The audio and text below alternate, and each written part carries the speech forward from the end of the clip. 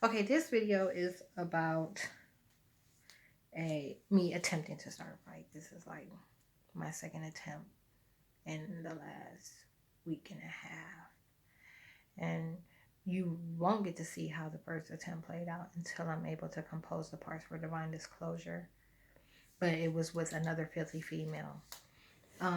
Because their demons are like removing and enhancing them to diminish me. So I will go into detail, but so anyhow, I'm going to hit Angela Johnson in her face. Angela Johnson is someone that I used to work with um, at rallies when I was in high school. That's how I know of her. I'm her daughter's godmother, and her mother used to give me a ride home every day. When her mother passed away, she chose to lean on others, but I was there. I would always check and just to see how she was doing. You know, but she was going through a demonic transition where she wanted to be with females. So she kind of created some distance and will only call me if she needed something. So that was neither here nor there. Like we talk occasionally. However, during this time, I told you parallel reality is all about getting away from who you used to be. So if that means like, you know, the demon, these are demons that own these identities. If that means that with this particular identity, since it's someone that and you've taken notice of this flaw in that individual, I'm going to try to apply that to you and take it off of them. That's how you enhance one and you diminish another. So this is someone who knows me, like this is someone who knows me. We've so anyhow, oh, they're jamming my thoughts.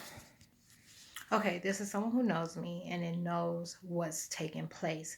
Like everyone else, it was programmed to turn to rear a blind eye to the situation. So that means it's ignoring everything that's going on. This Angela's demon,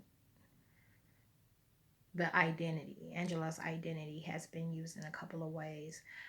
They ignored in the beginning, and then suddenly she was like, I'll walk with you after being absent. That's something you can't do with me either. And there was never like a formal request to like sit down and talk and get more details or whatever, beside all the details being public. Like they're not allowed to look into anything, they're not allowed to read anything.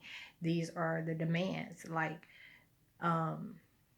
these are the instruction that are given to these demonic entities, so they follow them. And so I saw her recently and it smiled at me, and this is like while these attacks on my skin are taking place. One of the problems that thing has is it has a protruding odor that comes out of its pores. Like no matter what, it's not that she doesn't shower. It just, you know, that's a reflection of dimensional sabotage. That's just the dimension, the spiritual field that it's in. That's where it's from. That's where it's tied. That's what it's tied to. It's a product of what it's tied to. So this stuff comes out of it. And something else is like reptilian skin. So it has skin that they call it eczema, but it's like much worse than that. So this attack on my skin, I told you there's also Dr. Wilkie, like the demon that owns him, often says that this attack on my skin is being made by him. Those two are the two that they're claiming. But anyhow, beside all that, with all that I'm going through, this thing has been very insensitive to the situation, but it had the nerve to smile at me when it last saw me. This is like 3 weeks ago. to kind of make a sly mockery of what's going on. I told you their identities are being used.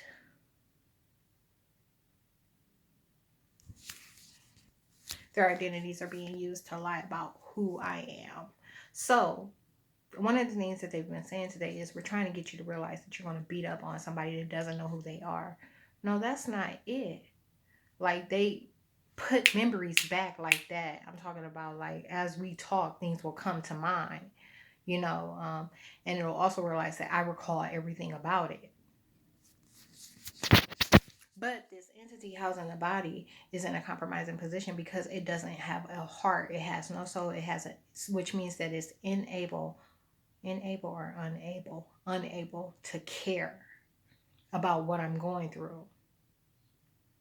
It's unable to care about what I'm going through. So it sees nothing wrong with someone that you've always known to have not being on foot and not having any money and experiencing things like homelessness, something that could have never been a part of my experience as a responsible adult. It sees nothing wrong with these things.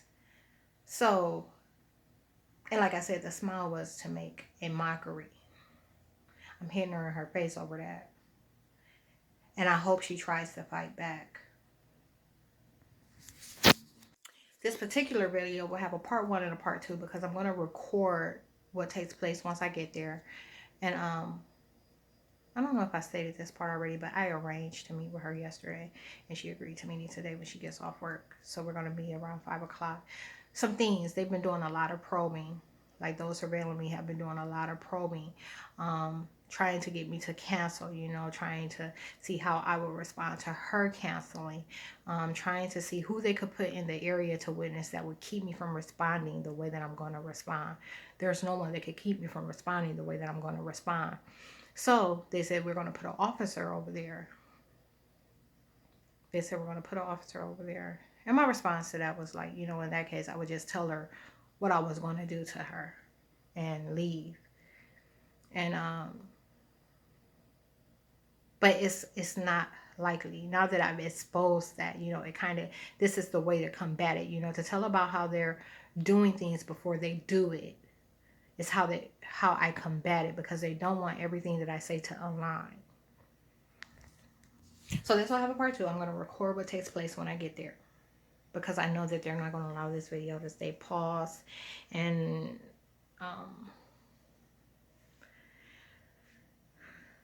yeah. But there's particular demons, like, they take offense to me because of how I am. There's innocence in everything that I do. Like, the way that I care for myself, there's innocence in that. It's not something that I try to do. It's not something that I try to excel at. It's just the way that I am. It's in my DNA to, like, care for myself in a good way. And, these demons that own these filthy females, they take offense to how I am. And they try to apply a lot of dogma, to me. And as they're applying the dogma to me, they're applying that dogma with those females' identities. They're not using their own identities. Where they're talking to me remotely, they're harassing me with the identities of others. And so by applying this dogma, they're like, well, she can't, there's no way to prove that, she combated this, or, that we didn't pull it off. So I'm taking this off of her and I'm putting this on her. And that's the type of stuff that they do. The other female that I was talking about, she could not cook. Her grandpa would talk about it all the time. I stayed with them, like, with him for a short period of time. She lived in a room downstairs. It was a rooming house while I was homeless. In between stays at Terry House. So I stay at Terry House for 2 weeks, and I come and I stay at his place for 2 or 3 days until my referral was approved again. While I was staying there, he would talk about her. He'd talk about how nasty she was, because she was filthy. She's one of those females that sleeps with her trash. I'm talking about, like, she'll have nasty stains all over the mattress, trash in the bed, and keep the kitchen filthy. Like, that type of thing. And then panties like you've never seen them. So,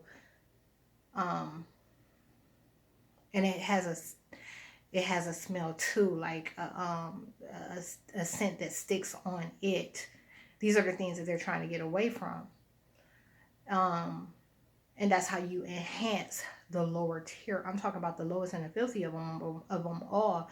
They're trying to make a part of my experience. Angela is someone that I met. This other girl, I don't know her from nowhere. I knew of her grandpa. You know, like I just met her grandpa. And because I took notice of how filthy the situation was, they're trying to, you know what I'm saying? They act as if I had something to say. That's the beauty in my makeup. That's the beauty of my makeup. I can observe without having any thought. Everything is calculated unconsciously, so you never know what I'm thinking about the situation unless I verbalize it. So, yeah, well, anyhow, back to what I was saying. She couldn't cook. And they would talk to me about her while I was there. They'd be like, yeah, we gonna take your brain cells and we gonna put this, and that on her. One day she came home with like pretty much every seasoning that I use. And she was cooking. And he was like, she's cooking and it don't smell bad. She's not burning stuff today. They programmed her how to cook. They programmed her to do what I do. And because she was so filthy and active, like, unlike Angela Johnson, she's not like a sexually active, like, or overly active person, you know, like I said, I think she still has dealings with females and whatever else. But this other thing, Janisha, like, is sexually active. So they were like, we're going to apply your hormones to her. We're going to make sure she's dripping wet. We're going to make sure she's this. We're going to make sure she's that. Her vagina ain't going to stink no more. And ain't nobody going to know but you. And that's the type of stuff that they do. That's why they say when you look at someone for who they are, sometimes you're the only one that remembers because they can change the way that people think about them. So this person that everyone's only known to be dirty, filthy, trifling, and unable, it has a disability. They've now painted a completely new picture of it, and I'm the only one that remembers who she is. Of course, if I were to have a conversation with her grandfather, he confirmed everything I'm saying. Like, there's the Trump right there. You know what I'm saying? But, like, I'm just saying, we don't have the same social groups. We don't have any mutual friends. So to them, they don't know. Anyone she's met since me does not know.